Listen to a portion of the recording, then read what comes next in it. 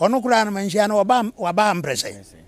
Manhyia no ya politics fo a omo sori a omo eduru ba bia dia no makobo Manhyia din no. Emprando do sen na yehu sa politics fo no yehu omo a.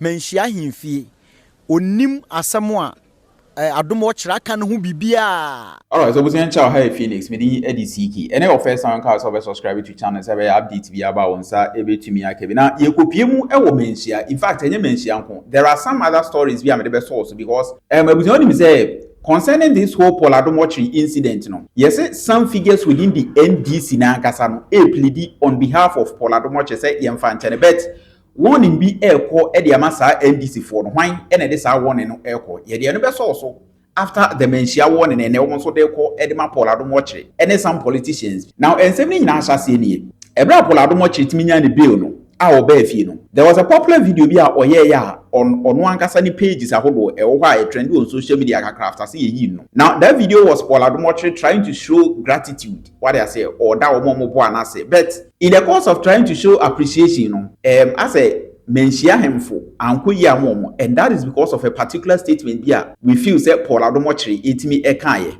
ye be dikodi di ama na afi so ne ama hu de Manhyia fo etimi eka fa ho. Now in the course of that video na Adom Octchere ebobo figures ahodo bi a order o mase no Adom Octchere etimi state here ebo eye Kumase anase Ashanti region ahemfo bi din ema utie video na there was a time obo kwamo hini din ese ofre no Adom Octchere aside that with me say Manhyia ahemfo akesifo bi wo ha they were calling to pressure the system till that is where the issue is. Say there are ahemfo bi wo Manhyia ebra ye che Adom Octchere na omo the pressure to system ne so they were putting pressure on the system. Say ye release Adom Octchere that is where Manhyia for and I say Manhyia ahemfo bi etimi ede warning abre Adom Octchere any politicians ahodo e was answer man e koso say they believe say because of Manhyia 2 minutes no definitely everybody wants to associate with success and you know obi kodi ne boni a na ye de Manhyia ho abefrofro mu ni ade and one thing Adom Octchere should have noted and say enya papa bi empo na pani bi yema wa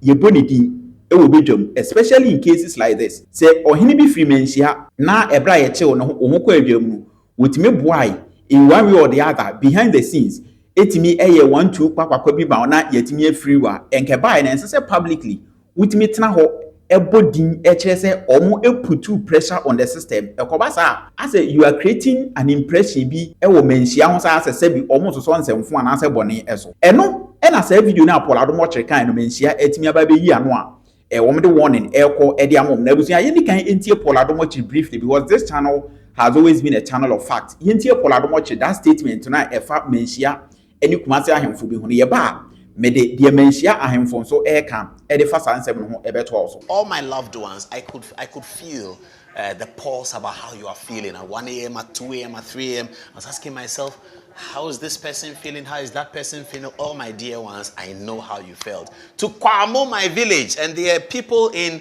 the Ejusu constituency, oh my goodness. They threaten on social media that they are bringing my grandfather's property documents, and so they're on their way and they have reached Ofankor. That's the threats they gave, and they were coming to deliver me from the claws and the shackles of the OSP. I feel so terribly loved. I feel that we have a great country. There's a lot we need to talk about the criminal justice system, but on Tuesday, wow, I have the full story of what happened because this is the first time I made contact with other people who worked at GACL. I've never spoken to anyone since I left the airport in January. I don't like doing that, as I've said on television before. And then to the chiefs, Kwamo Hene, Jache, Jusumai Hene, and the senior officials of Manhyia Palace who put pressure on the system, insisting that please release Adom Octchere.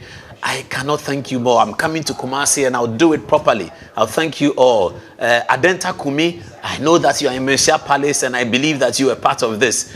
Even though you're a young man, I'm sure you told your bosses that please call the authorities, please call the authorities. I'm so grateful. My Metro TV team. All right, it concerning that statement, no, ena open so radio, omo etimi interview Manhyia, omo etimi eje ni reaction, efa Adom Octchere, ase da e video with me show ye no. That is where ohine no eba be chiremu amiate asese. Efi na ekui ma politician bia including Paul Adomoche ene obi biara wo ho be kwa asem no no. So when you want asem a won kon akokodi case, you shouldn't involve Manhyia in more political banters ahodo any enchi ahodo because Manhyia stands for all Ghana. Manhyia enyu obi asabi ombeso so ensemfo so anase omdo mo beje eye politics mu. Enti se oye Paul Adomoche o, se oye hwan o, na se ye chew anase bibia na emfa ho for Manhyia nsem. Se ohene bi wo ho efi Manhyia no wetime boa individually as ohena ebi ono wo personal relationship it doesn't stand and answer it doesn't represent the entire Manhyia ahemfie no ese omo ene bi eboa eputu pressure on the system because obviously you know say Manhyia e voice once on beka no ebebem so se wetime create impression bi say Manhyia etime put pressure on the system as the feedback a wo dey ma amanfo e wo Manhyia ho no enye as say bi Manhyia e so nsemfo so. So eno ye won na omo etimi ede ko ede ma Paul Adomoche abusia ye ko ne ye ntim ye ba bobi ansa what I say wono so ede won bi e ko ma key figures bi e wo NDT mo che bi se ebra Paul Adomoche nsem bae no omo etimi e wurase e pa achawo na abusia ede no beto so ye ntim Manhyia de ahemfo no e ka fa Paul Adomoche video no. Prof, what tie de Paul Adomoche aken or say Manhyia officials, senior officials bika hu bi ene ma ye ni free Akuffo se bibru ensem asem we na obeka fa ho yo se de wa onim no Manhyia e wo kwan ofa so ye ne nema na kwan ofa so ye ne no ma nyina kire se wo ma Manhyia mebusa yakora ohu prekwan apese entimi nyesa ebi se enam no kwam Manhyia e wo kwan ofa so se nkrata atwra chief of staff e wo ho ya ono secretary ohene wo secretary for ahodo nso ho bibi nam wo mo so a ene ye kase Manhyia se ena bibi nam achiamia Manhyia achiamia so amane kwan so ana otumfo achiamia so a ena no nso ye kase Manhyia na sabe ohene bi te ne baabi na ewo mu so ye ohene de na nso Manhyia nso ma no no okoyi asem bia no ana se okosra bibi ma obi a eni kwa se nipa no kane se Manhyia. If you say if you moon yina daddy say Manhyia enim asamasi no ho hwe Manhyia nsoma obia say onko pachew ma yenyi Adomoche nti ohene bi kopa achew na eyi no a saa ohenkro no na oda na se ne kwan no na emom ma onfa mata Manhyia ho yo ebio ehia pa se ebehu se Manhyia no ankrofo paja omasema no omode be bata Manhyia ho no ombejaye a omunyai emraso se omujai efise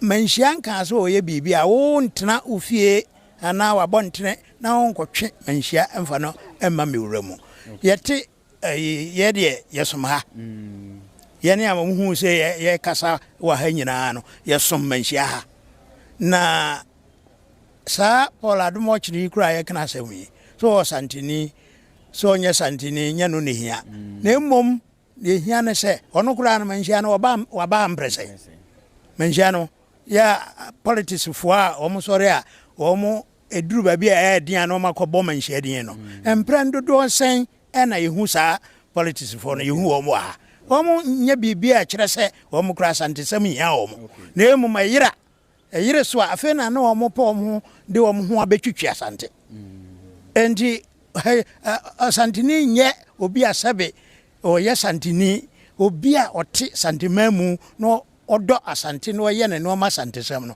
ono o santini enti se obi frabonten so free hene no ta ba ha na osom ha ota ben ha me hu so osom ha on de otimi huri gina se Manhyia ta machi ana se bibisa na anya wo asabe ye hu yo ene prof ye so ye hwehwemu ayaye e kire se Manhyia himfie onim asem a Adom Octchere aka no hu bibia ahimfie nim ho hwe enti omanfo a mo hwe ye ne mo amutie ye no mu hu ne sa asem ne ye ntoro Manhyia ahimfie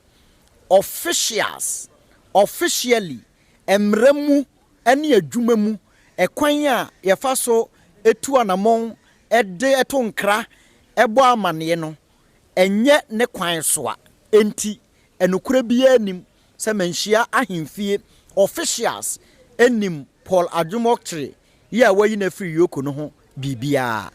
Well, so eno na bobi ansa ene ono so etimi atuja e de ama Paul Octchere. Now in a course of that no ena o expose some key figures bi a ewo NDC mu NDCO omo na ya che Paul Octchere so mutimi etechi na nkeja yetimi emo opening kakra ekonenu. Bobi ansa chem say sankofo ya faase behind the scenes for whatever reason any relationship with Paul Octchere ewo no ebi mu pa achew e de ma Paul Octchere bobi ansa etimi abobo obodin ene enipa bi dwumedi omudi even obi was special prosecutor so e ho ankasa onu etimi eginam pa achew e de ma Paul Octchere busia kwabana bobi ansa etimi e de warning yenko ti maimu anu no enti Paul Octchere edwane akose wo mo achi yenua bi wo presidency wo your friend Nana Poku yes wo ye MPP ni mimini any problem bi a say MPP ni ebeba be nya control in NDC of course because me maintain party NDC party ne nyemi ni dia enyeme se dia eyekuo opa na join se obi bem na se nipa kro no ni nyame ode ne ba wi ase so na se onu de otimi nya chance ko duru soro a mini problem fantastic mini problem bi ase na ai we ye MPP ni enhame but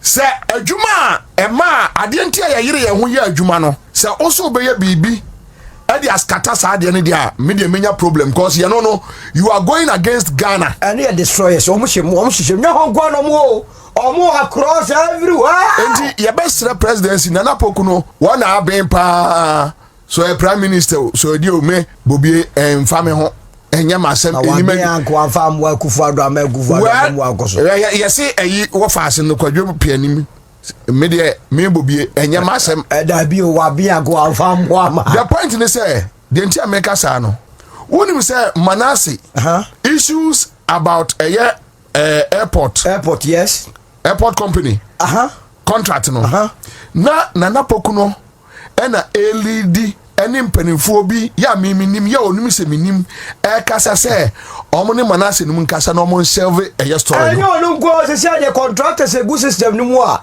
wo mo na ma corruption related cases no ora ne nkoso wo mo ka ho bi wo mo na jeje contract me kra de ena me kasa me enya masem me bobie obese no enya masem na unim enya se bia no oyesa because of Paul Octchere Ewura no a MPP ni lady no a Oyemani no Oyemani airport company no eye ni nipa so mo nyina eye MPP for yes deputy sin so kura won so ye MPP for airport one dey eye still annex what you say eye aduma say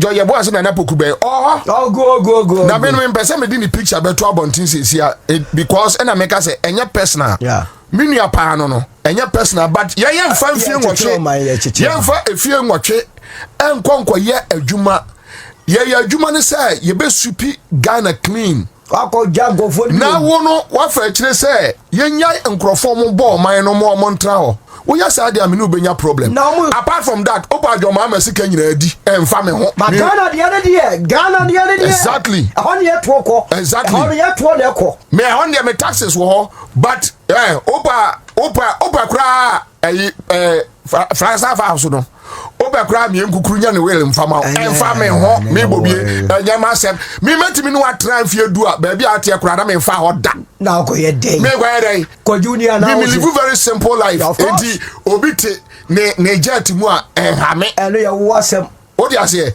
but adwuma ye nyina ya se ba bia o man no direction e ko no yempe ye nyame aboa ye nam wuram ye nam nsuom ye chi ye tum ye nya bri pipe sabeta frache na me mini bodyguard o mo de no mo bodyguards na se nyame ya Adom na Ghana fo atie ye na ye clean system no na se wo se wo de obechini na wo no ada ne wo contractor e na wo jeje nkrofo contract e pa achew e kire de ye nya no de emfa no nkode a wo ye sa ye no benya problem a big issue a so big and the best presidency mon kasa nkire Nana Poku on se ba bia o se no onidi no problem ewiase obi ansoroma na kwabra obi so abone pa na wonya so se obi so top a wa gba brantie pa no no so nem no ye se obi amone pa no na ye se aduma obi amone pa okay obi amone pa I can tell you that the presidency is determined to fight. Oh no, Nana Pokuno, on in a material. Nana, they must smoke him out.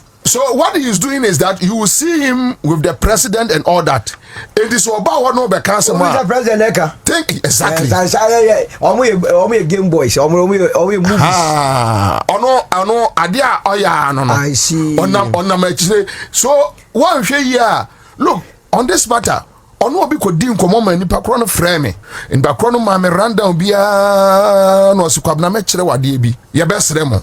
Ye pamcho chief of staff. Yes, Ramusemun will be a friend and Apple. Monka Sanchez and Nana Trase. Baby, what shade do I grow? What they show do I grow? I'm smoking and yes, I'm on the Gabi. What they man, and be not no one for so Emma Omo. Anyway, Auntie Ongo. Once I almost same was all same. But I don't know. Idea a fat and contable accountability, dear. Said an apple could bring one with Donyame. Down on one day go for me, baby. I'm not who the Ekosiisen down. Donyame, a bahaya pa. Says I get winty. Just meanwhile, so no, on it, Paradmos are cool. And so get winty no, Paradmos in front of Huni, would they have no fancy and not omonam. No mono air negotiations, please. No, my same, or my same. Nana Pokui, NDC, MPP Beba Debbie, Obesiako. or the best. No, Yana, NDC, no, apratati and so. Now, Fenny, near Brie, and why yes, Yako 1992 room. Yes, now, NDC, Japa, dear, own NDC, Waka, Debbie Aoka, who train this in Penny for about 2 or 1 pa, Nana Poku, Shasone Shabby Alpe, or say, Momo and this wasn't. Mama tell me, Nana Pokui, Debbie, baby, I want me to be in Ruho. But baby office in the and true baby, that's your no ya. And yet, won't you bear an answer, Mobile Pamia, more Pamia. You better party no near Jar by Namamo. Asama, ya can tear best Remo, you have Sremo, ya Pamacho, Sa Edu no, OS Buono, Agyapong, Munya Diamoyano. Stop it before it's too late because the kind of feed we are picking, I hardly go out on such tangent. No, but because every time I make one crowd here, I can walk out of the government not them pay and why and then you be walk from her. Now I don't say yo. Yeah, feel about Bobia Sakoya ate me emeki a post be. Or targeted Poladmo Chabobo na adwin edema na abusia mede saa post no ebe man san ya ko video no now on Facebook ena bobie ansan Octchere sanse was say Paul Adom Octchere, you see how you confidently hit at Agyapong as a drunkard on TV and quickly run back to claim you don't know for a fact. Meanwhile, you go insulting and threatening legal suit when others question your bisexual affairs, knacking married women and your fraud life, shaking my head. So what makes you think you are too special that you, this boy, can throw things at your victims, but nobody can do the same to you, Mr. Right, Center, Left Wing? So we a simple poster, Kwabena Bubi Ansan, etimi etreye, Edema Paul Adom Octchere. Alright, so we the Paul Adom Octchere versus special prosecutor and some baby a eba bibi edonu ebusia ena watimi ate ho nsema Manhyia ahemfo eni nje ho ese Paul Adom Octchere etimi edo omo fofo nsem nu ya che say even if say behind the scenes ahemfo no boy impo na I think say nyansem no they weren't expecting Paul Adom Octchere senka ultimate video mu enka because these are people you don't have to associate them with any political party, any political movement in Zambia. So if say penibia boawa enya ho na yedanase ye kokodase secretly ye ntena camera mu ni abodin. So for him to be mentioning kwamo hinidin bobo ba himfu bi e o Manhyia say they were putting pressure on the system. No, what does that mean? Say Manhyia himfubi were calling and putting pressure on the system to release Paul Adom Octchere. Are you trying to create that impression? Say Manhyia na there because on go to meeting no. Sebi and Zambia ba no mo so omo try to shield people from accountability ana. So that particular statement, I think, say it doesn't sit well with Manhyia. Eno ena Manhyia empenifo etimi aba bonti omuchim say if you ekui. So you Paul Adom Octchere, so you hwan say ye chill. Now your politics, you shouldn't involve them. Manhyia doesn't condone sebi corruption. So Manhyia is not happy with that video now. Paul Adom Octchere, etimi na ebusia. Ehonsem ena wetimi aten. Me enter comment. The comment section is open. Ubetimi achire wa aside that menka was any first time I had Phoenix Media. wobetimi nso ajoin ne ye na wa subscribe no wetim Adom ansa be video bia nso no ba we be updated enje busuya tamu chiku ye be ko so di nsem na chi ye nya update bia nso free ha ye betimi ama waso ati